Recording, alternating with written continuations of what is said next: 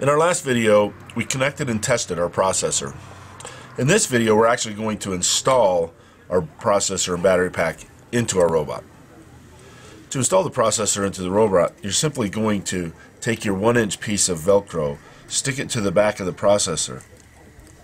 Once you have it stuck to the back of the processor, you're going to affix the processor to the inside of your box, towards the back of one side, and then facing forward at a slight angle like that. Next, we're going to install the battery pack. To do that, you're going to need the two small pieces of Velcro. We're going to put the two small pieces of Velcro inside the box on the two motors.